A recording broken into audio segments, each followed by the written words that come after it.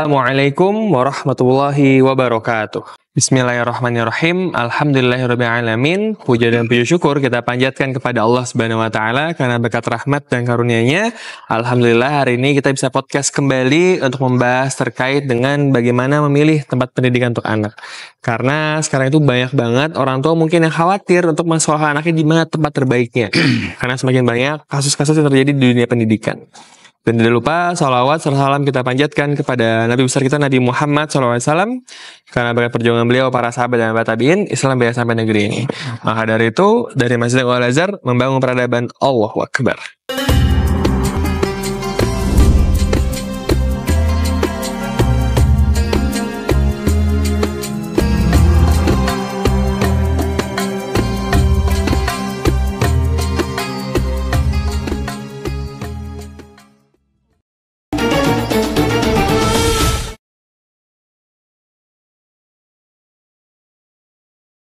Hari ini kita bersama lagi dengan Ustadz Sobah. Assalamualaikum Ustadz. Waalaikumsalam warahmatullahi wabarakatuh. Ustadz, alhamdulillah sehat banget Ustadz. Ustadz sehat Ustadz.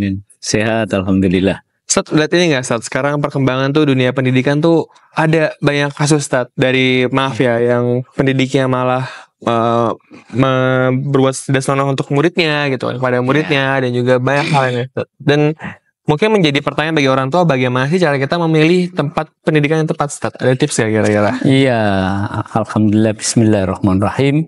Alhamdulillahirabbil alamin wa bihi nasta'inu ala umurid dunya waddin. Wassalatu wassalamu ala asyrafil anbiya'i wal mursalin wa ala alihi wa sahbihi ajmain amma ba'du. Tentang pendidikan, bahwa pendidikan merupakan sarana yang sangat penting yang harus dimiliki oleh setiap pribadi muslim untuk meningkatkan kemampuannya, untuk meningkatkan keimanannya, ketakwaannya, ilmu pengetahuan maupun iman dan takwa itu dapat diperoleh dengan lebih bagus melalui pendidikan. Oleh karenanya pendidikan harus menjadi prioritas bagi setiap pribadi muslim untuk bisa lebih bagus dan lebih bagus. Dalam kaitannya dengan Islam juga perintah untuk belajar, perintah untuk membaca, bahkan perintah yang pertama kali di awal-awal ayat diturunkan kepada Nabi kita Muhammad sallallahu alaihi wasallam. Iqra bismi rabbikal ladzi khalaq, khalaqal insana min 'alaq. Bacalah, membaca, belajar. Di mana kita membaca, di mana kita belajar, di mana kita iqra, kapan kita membaca, kapan kita belajar, ini juga harus menjadi perhatian kita. Nah, oleh karenanya bagaimana kita memilih pendidikan yang bagus, ya, di mana dan lain sebagainya, tentu harus diperhatikan betul. Pertama kali terkait dengan tempatnya, ya, diupayakan agar pendidikan itu adalah pendidikan yang menggabungkan antara pendidikan mental spiritual dengan pendidikan intelektual. Kalau mau berbicara tentang manusia, maka setidaknya ada 4 aspek. 4 aspek yang harus diperhatikan tentang pendidikannya. Satu adalah pendidikan fisikalnya. Yang kedua adalah pendidikan intelektualnya. Ketiga adalah pendidikan spiritualnya, hatinya. Dan yang keempat adalah pendidikan sosialnya. Nah, keempat hal ini tentu harus kita perhatikan. Di dunia pendidikan kita mengenal 3 pilar pendidikan, yaitu pendidikan di sekolah, pendidikan di rumah tangga, dan pendidikan di masyarakat atau lingkungannya. Nah, oleh karenanya ini semuanya harus kita perhatikan. Terkait dengan 4 hal tadi, itu menjadi prioritas pendidikan kita. Pribadi jasmaniah gitu harus juga dididik. Ya, tidak boleh anak itu karena mementingkan pendidikan intelektualnya, lalu pendidikan secara fisikalnya dibiarkan. Nanti jadi sakit. Kalau sakit, intelektualnya juga nggak sakit. Al-aqlus salim fil jismis salim. Kata pepatah Arab, akal yang sehat terletak pada badan yang sehat. Atau dibalik. Ibnu Sina membalik. Al-jismus salim fil aqlis salim. Badan yang sehat itu ada di akal yang sehat. Oleh karenanya juga harus diperhatikan pendidikannya. Pendidikan jasmani, ya, kemudian pendidikan intelektual untuk memperkaya agar akal yang diberikan oleh Allah itu kita kembangkan seluas mungkin. Nah, yang ketiga adalah pendidikan mental spiritual, pendidikan akhlak, pendidikan karakter. Apalah istilah-istilah yang terkait dengan pendidikan adab. Di sekolah kita, di Al-Azhar dikenal dengan pendidikan adab. Membentuk karakter perilaku anak agar seimbang antara yang ada dalam kepalanya, dalam ilmu pengetahuannya, dengan karakter dan mental ketika bergaul berinteraksi dengan di rumah tangga, di rumah maupun di interaksi sosialnya. Nah, ini keempat inilah yang harus diberikan. Oleh karenanya harus betul kita perhatikan apakah lembaga yang kita pilih itu betul-betul bisa mendidik anak kita secara 4 poin tadi. Mendidik jasmaninya, mendidik intelektualnya, mendidik spiritualnya, dan mendidik sosialnya. Kalau ini dirasa cukup, nah kita jangan hanya umpamanya menyekolahkan anak atau memasukkan anak ke sekolah itu hanya kita lihat dari sisi intelektual, prestasi intelektualnya bagus, prestasi ilmu pengetahuannya bagus di sana, banyak yang bisa melanjutkan ke perguruan tinggi yang keren-keren, maka padahal belum tentu pendidikan yang intelektual yang tinggi itu nanti di pendidikan akhlaknya, pendidikan adabnya itu juga bagus. Maka supaya Bapak Ibu memperhatikan faktor-faktor atau spesifik. Dari sisi jasmaniahnya, dari sisi intelektualitasnya, dari sisi ya, karena sekarang juga memang habis hari santri, Ustaz, ya. Iya. Ya kan, hari pendidikan lah bagi pendidikan Islam itu, Ustaz. Tapi yang menarik gini, Ustaz.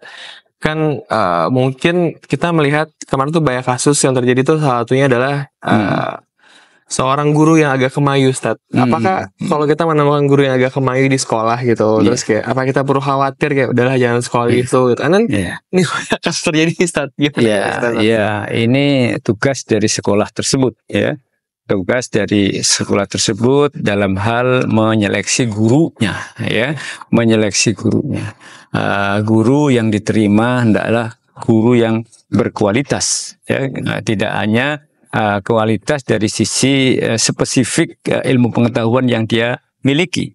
Umpamanya dia guru olahraga, guru agama tetapi juga perilakunya. Belum tentu seseorang atau seorang yang menjadi guru yang dianggap mampu di bidang ilmu yang ditekuninya karena sarjana ekonomi umpamanya atau sarjana agama umpamanya. Lalu kemudian karakternya, akhlaknya juga persis sama dengan ilmu yang dikuasai.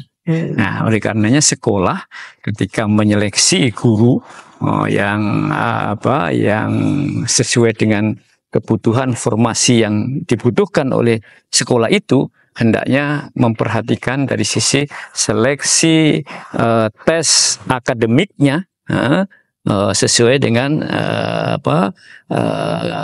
ilmu yang lagi direkrut, gitu ya, ilmu yang ini, tetapi juga memperhatikan dari sisi akhlak, adab dari guru itu. Bagaimana perilaku sehari-harinya. Jangan sampai umpamanya di sekolah merekrut guru di sekolah Islam untuk masuk menjadi guru di sekolah Islam umpamanya. Tetapi guru ini tidak rajin ibadah umpamanya, tidak rajin sholat umpamanya, atau temperamental umpamanya, tidak bisa mendidik. Jadi tidak hanya sebagai pengajar, ya, tetapi dia sekaligus sang guru itu adalah pengajar dan pendidik. Nah, maka sekolah untuk mendapatkan kualitas yang bagus hendaknya memperhatikan juga guru yang pengajar dan sekaligus pendidik. Ketika bicara tentang pendidik, berarti juga guru sang pengajar itu harus menjadi teladan. Teladan bagi murid-muridnya dan teladan di sekolah tersebut. Jadi memang penting ya, Ustaz, nggak cuma ngelihat bagaimana dia mengajar, tapi bagaimana dia bersikap. Sikap.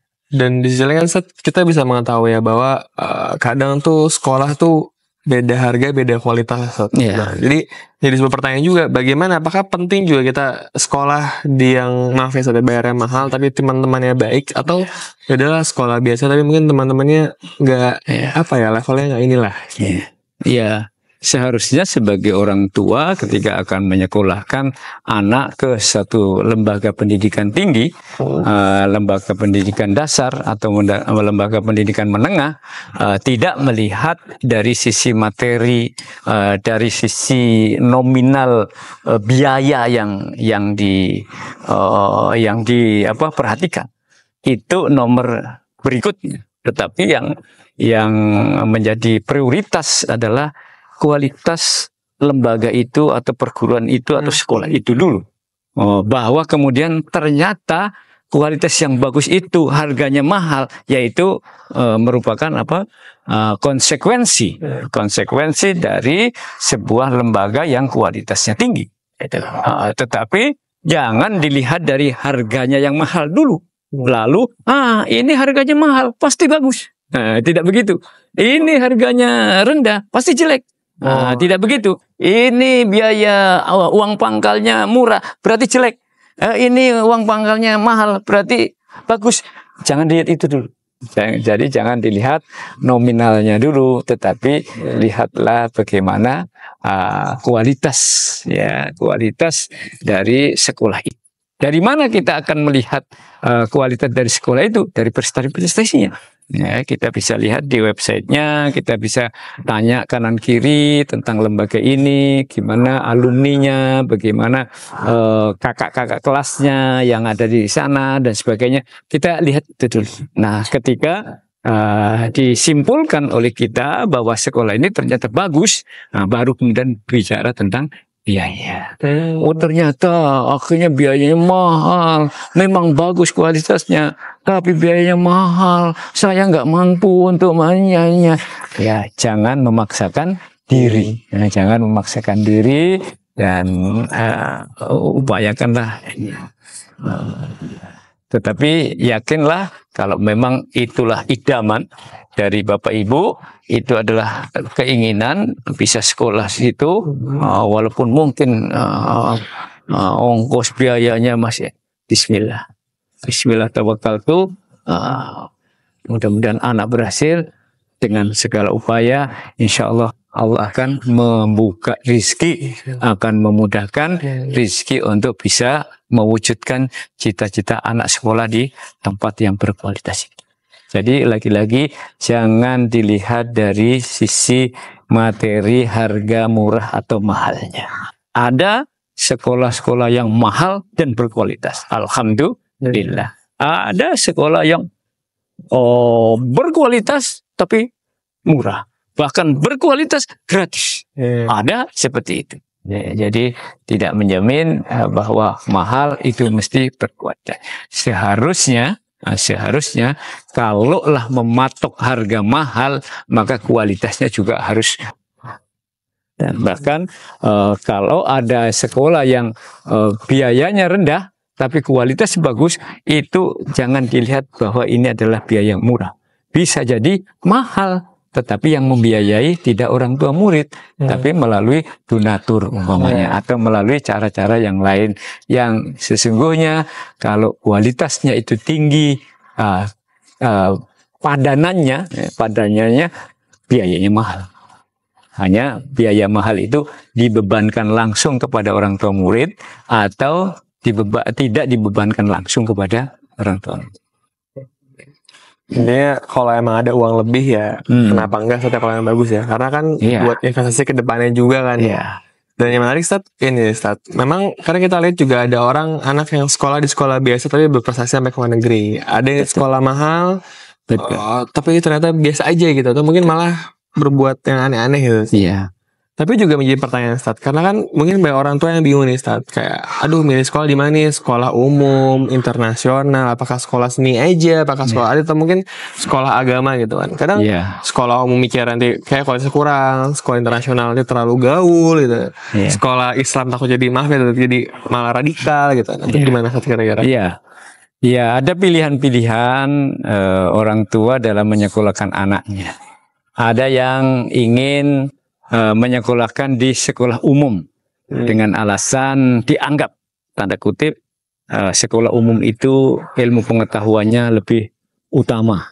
Sementara keinginannya agar anak ini punya kemampuan dalam prestasi ilmu-ilmu umum, umpamanya ilmu-ilmu sains katakan begitu.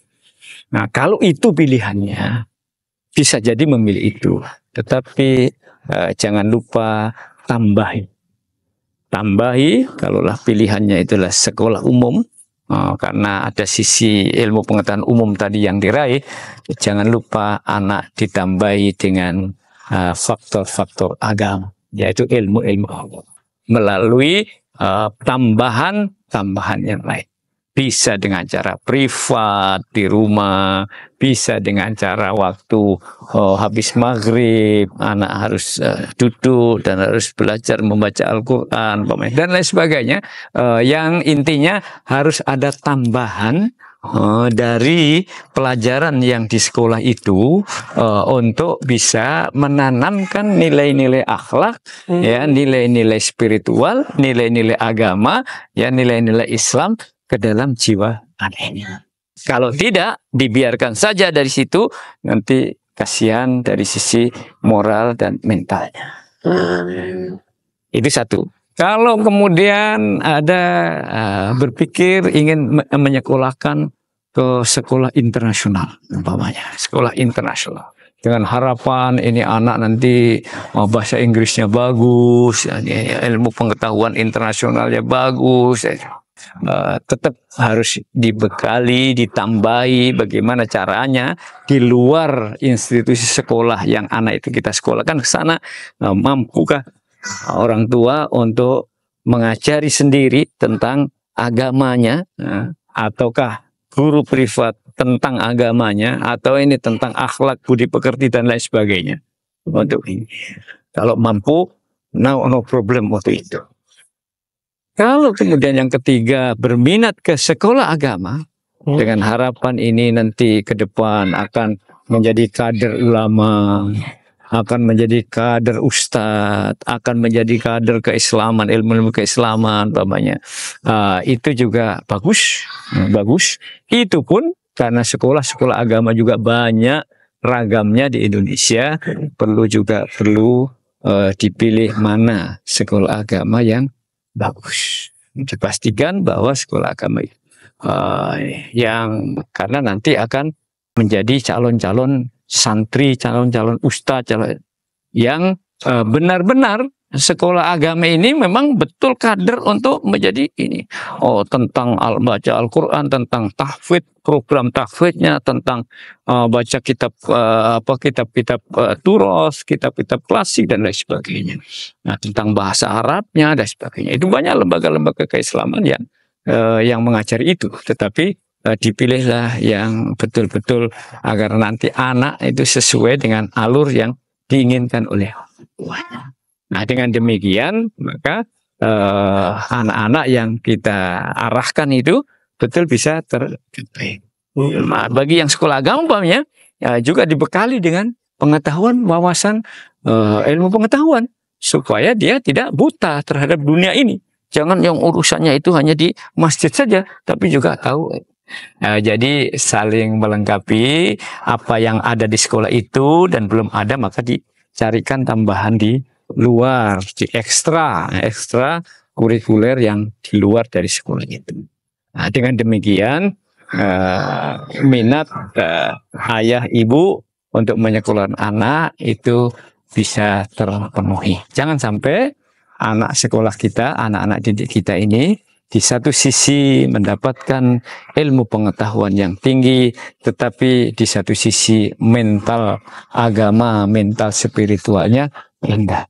Apa yang terjadi nanti, mereka ahli di bidang sains, ahli di bidang teknologi, tetapi hilang dan rendah nilai akhlak dan adab. Dan itu berbahaya. Dan itu akan berbahaya. Jadi saling ketergantungan saat ya kan. Ya. Kalau IQ itu kan untuk ilmu logika ya. Kalau IQ itu kan emotional quotient itu ilmu bersosialisasi. Kalau spiritual itu spiritual ilmu tentang kebahagiaan, cinta, kebahagiaan. Kadang kalau agamanya kuat, spiritualnya kuat tuh gampang stres. Wah, kayaknya bunuh diri aja bawaannya gitu. Iya, betul. Jadi di situ ada kecerdasan, ya.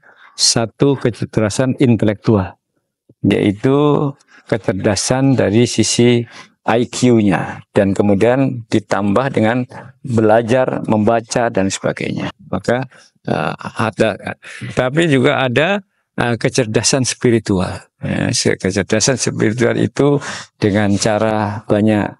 Kalau ada fikir, ini zikir. Dengan banyak zikir, berzikir. Dengan banyak berzikir.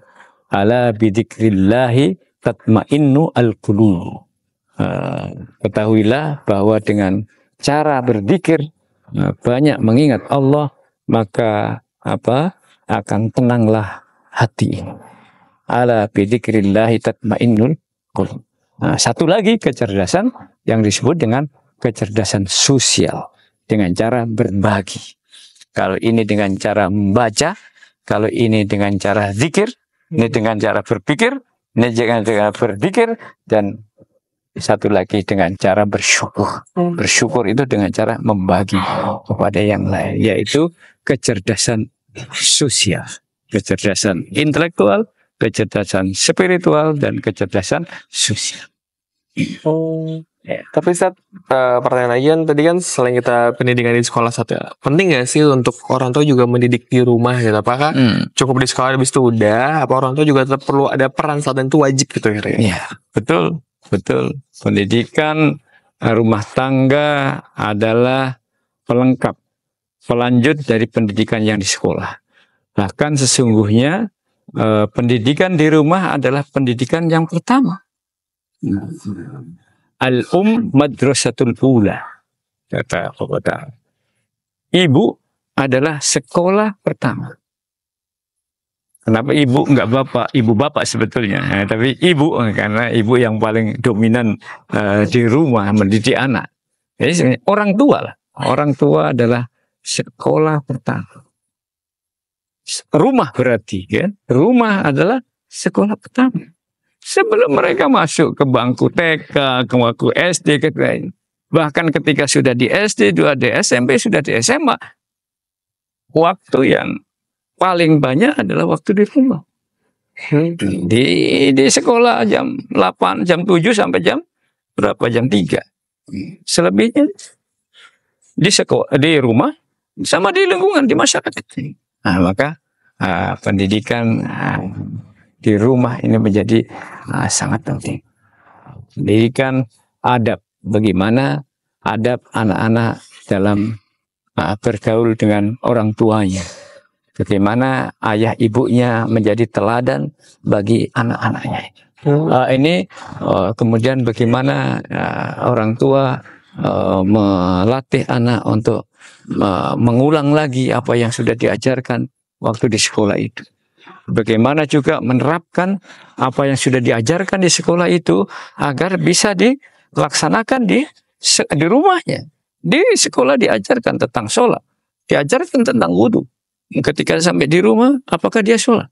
Apa tidak? Nah, ini pendidikan. Ini pendidikan. Nah, oleh karenanya, pendidikan rumah adalah pendidikan yang utama sebelum sekolah.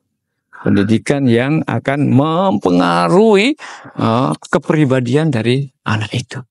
Maka wajar bila anak ini seringkali karakternya, perilakunya itu semirip dengan ayahnya atau semirip dengan ibunya.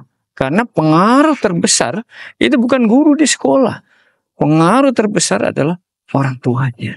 Oleh karenanya orang tua, ayah, ibu yang ada di dalam rumah ini harus menjadi teladan. Harus bisa menjadi guru. Tidak hanya sebagai ayah, tidak hanya sebagai ibu, tetapi juga sebagai apa? Sebagai guru. Guru yang mengajari, ya, yang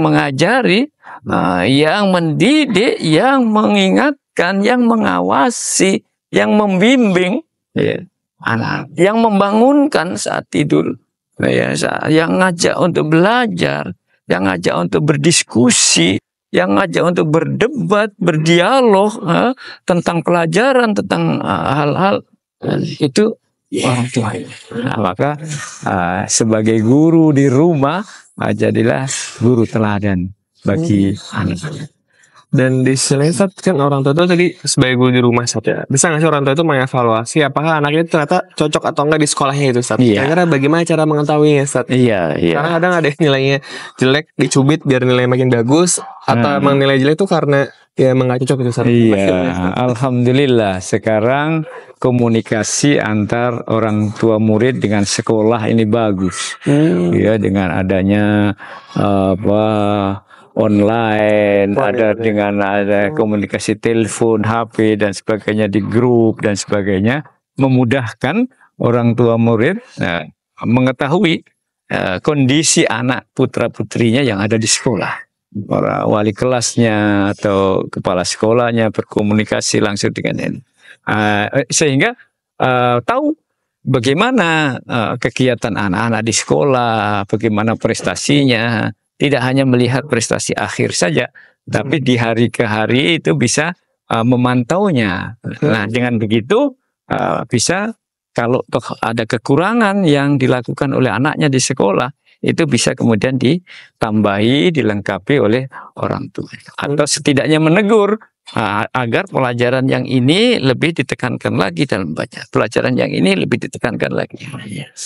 Intinya tidak ada alasan bagi orang tua untuk kemudian membiarkan anaknya, atau dengan kata lain cukup menyerahkan anak saya ke sekolah, toh sudah diurus di sekolah sana. Di rumah itu untuk istirahat. Tidak ada alasan untuk begitu. Memang rumah itu fungsinya banyak, ada memang untuk istirahat, tetapi juga yang kaitannya dengan kita, rumah untuk pendidikan. Di dalamnya tentu pendidikan itu ya ada istirahat, ada iya, tapi ada juga untuk ibadah, ada juga untuk belajar mengajar, ada untuk berlatih, dan begitu seterusnya. Ini rumah kita. Rumah kita, jadikanlah rumah kita ini ya masjid, ya sekolah, ya pusat pelatihan, ya apalagi, ya tempat untuk bersenang, bercanda. Nah, rumah itu rumah kita. Senyaman mungkin, Ustaz. Senyaman mungkin. Dan menarik ini, Ustaz. Berarti kan dari tadi kan selain di sekolah juga penting pendidikan rumah, Ustaz. Iya. Maka pertanyaannya, apakah penting untuk memilih sekolah itu juga yang dekat dari rumah, Ustaz? Jadi kalau ada apa juga gampang gitu. Iya. Tentang memilih sekolah berdasarkan jarak ini debatable, memang bisa didiskusikan. Memang sekarang ada istilah zonasi. Ya, zonasi. Kamu kawasan sekolah kamu ini zonasi ini, ya zonasi sini. Tetapi sebagai orang tua yang ingin menyekolahkan anak, tidak bisa juga dibatasi dengan zonasi-zonasi itu. Mungkin untuk sekolah-sekolah tertentu dibatasi zonasi itu, tetapi tidak berlaku bagi sekolah-sekolah yang lain. Ada sekolah yang justru jauh di sana, bahkan di luar negeri, tidak hanya di dalam negeri, tapi antar kota, tapi juga antar negara. Yang dicari tuh, yang dicari, karena di sekolah itu ada sesuatu yang dikehendaki. Maka sesungguhnya belajar itu tidak urusan dekat atau jauh, bisa jadi dekat, bahkan gurunya pun dekat. Siapa? Ayahnya sendiri. Karena memang ayahnya punya waktu, punya kesempatan, dan punya ilmu untuk mengajar itu. Bisa dekat.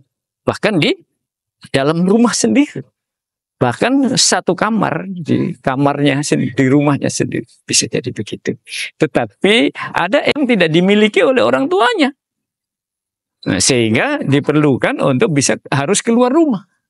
Nah, keluar rumah. Nah, keluar rumahnya di sekolah di mana dekat situ? Apakah ia sekolah yang dekat, yang hanya selangkah 2 langkah itu di situ ilmu yang sedang kita cari apa tidak? Atau anak itu kalau disekolahkan di dekat itu akan menjadi efektif apa tidak? Akan mendapat ilmu yang maksimal apa enggak? Apakah jangan-jangan nanti malah sering main di rumah saja, jarang sana-sana, enggak ikut disiplin? Nah, itu dipertimbangkan hal-hal yang terkait itu. Kalau memang bagus, memang efektif, ya nggak masalah. Ada seorang guru di pesantren punya anaknya disekolahkan di pesantren itu juga, sehingga mudah saja mengawasinya. Ada yang malah jangan di sekolah sini. Kalau di sekolah sini saja nanti dia nggak perhatian karena yang ngajar ayahnya sendiri jauh di tempat yang jauh saja. Jadi tidak ada kaitannya antara dekat atau jauh sekolah, tetapi perhatikanlah tentang keperluan, kepentingan, dan kualitas dari sekolah yang ingin dipelajari itu, yang ingin dia anak kita belajar di sana. Yeah. Jadi memang kalau jarak itu cuma masalah ekonomi saja ya. Nah, iya, soal bensin. bisa jadi soal bensin saja. Soal ojek berapa bayarnya. Tapi nanti hasil pendidikannya itu efektif atau tidak. Yeah. Jangan-jangan kalau sering pulang, malah nggak mau serius belajar. Kalau dikirim jauh begitu, di sana lebih mandiri, lebih ini apa? Ada beberapa alasan anak itu disekolahkan jauh atau sekolah. Bisa jadi sengaja sekolah jauh sekali, biar anak ini disiplin, biar anak ini mandiri, biar anak ini lebih tidak kolokan, tidak manja, dan lain-lain sebagainya. Itu. Jadi dilihat kondisi dari anak ini. Anak ini layak, mampu, dan mandiri, sudah berani untuk sekolah jauh, siap. Bagi sekolah yang kita tuju, yang di jauh itu memang yang bagus ya. Diketahui memang sekolahnya bagus. Tidak masalah. Ada malah yang baru tingkat SD dikirim ke Malang sana. Nah, umpamanya ke mana, Sedayu, Gresik sana untuk tahfidzul Quran. Waktu usia 7 tahun, 7-8. Ada dari Sumatera sana ke sekolah di sini. Karena orang tuanya mengharapkan agar anaknya bisa mendapatkan sesuatu di sekolah yang dituju itu. Dan itu juga tidak ada masalah. Jadi masalah jauh dan dekat tentang belajar itu, bahkan Imam Syafi'i mengatakan, safir tajid iwadun amman tufariquhu. Pergilah jauh, maka kamu akan mendapatkan dari apa yang tidak kamu dapat dari orang yang kamu tinggalkan. Kalau kamu masih di rumah saja, yang kamu dapat ya sekitar rumah ini saja. Tapi kalau kamu pergi jauh sana, kamu akan mendapatkan sesuatu yang tidak ada di sini. Nah, itu begitu pula kaitannya dengan ilmu pengetahuan. Ilmu pengetahuan di sini mungkin nggak dapat, tapi dengan pergi ke jauh sana mendapatkan minimal pengalamannya. Pasti beda satu. Iya. Mungkin Ustaz, terakhir Ustaz, karena durasi juga ya. Adakah pesan untuk para jamaah untuk bisa memilih pendidikan yang tepat seperti apa, ciri-cirinya, dan juga mengajak para jamaah untuk bagaimana membuat anak itu menjadi benar-benar sesuai dan juga terdidik dengan baik, Ustaz? Bapak Ibu yang kita hormati, yang kami hormati, pendidikan harus menjadi prioritas perhatian kita untuk anak-anak kita. Oleh karenanya hendaknya dipikirkan betul sebelum memasukkan anak kita ke sekolah tertentu. Hendaknya diperhatikan betul, tidak hanya terkait dengan pendidikan intelektualnya, tidak hanya urusan pendidikan ilmu pengetahuannya, tidak sekedar pendidikan tentang profesi cita-citanya, tetapi tambahilah, tetapi ikutilah dengan perhatian kita terhadap pendidikan spiritualitasnya, pendidikan akhlaknya. Kalau saya sekolahkan dia ke sekolah ini, pendidikan akhlaknya bagaimana? Apakah bisa kita menjamin dengan sekolah di sana anak-anak ini akan bisa baik secara mental, spiritual, dan akhlak serta adabnya? Nah, maka diperhatikan itu juga agar anak kita ini menjadi mendapatkan pendidikan yang maksimal. Seorang pembaharu namanya Al-Farabi berbicara tentang Al-Madinah Al-Fadilah sebagai sebuah negeri yang utama, itu berciri khas ketika terpadu di dalamnya antara ta'lim dan ta'dib. Ta'lim itu mengajari secara intelektual, tetapi ta'dib itu adalah mengajari secara adab, secara hati. Nah, memadukan keduanya antara ta'lim dan ta'dib, inilah yang akan mampu membangun Al-Madinah Al-Fadilah, yang akan mampu membangun sebuah negeri, sebuah kota, sebuah wilayah kawasan yang fadilah, yang utama. Tapi kalau hanya yang dipikirkan hanya tentang taklim saja, tentang mengisi otak dan mengisi otak saja, tanpa ada upaya keras untuk mengisi spiritualnya, maka ini negeri akan timpang. Negeri yang maju secara ilmu pengetahuan dan teknologi, tetapi gersang secara spiritual. Tentu kita tidak menghendaki negeri kita nanti menjadi negeri yang gersang spiritual, tetapi adalah negeri yang al-fadilah, al-Madinah al-Fadilah, negeri yang utama, yang padu di dalamnya antara ta'lim dan ta'dib, antara muatan, antara muatan pendidikan akal dan muatan pendidikan akhlak. Dan itulah maka Rasulullah Sallallahu Alaihi Wasallam dalam hadisnya, dalam ungkapannya dikatakan sebagai innama bu'istu liutammima makarimal akhlak. Sesungguhnya aku diutus untuk dalam upaya menyempurnakan akhlak. Saya kira itu yang bisa disampaikan. Terima kasih. Syukran Ustaz. So, hari ini kita belajar banyak banget bahwa pendidikan itu bukan hanya tentang kepintaran, tapi juga tentang spiritual, bagaimana membangun jiwa yang baik untuk juga pemikiran yang baik. Maka jangan lupa mikir dan juga zikir dan juga mikir. Terima kasih pada seluruh penonton podcast pada hari ini. Jangan lupa like, subscribe, dan share video ini.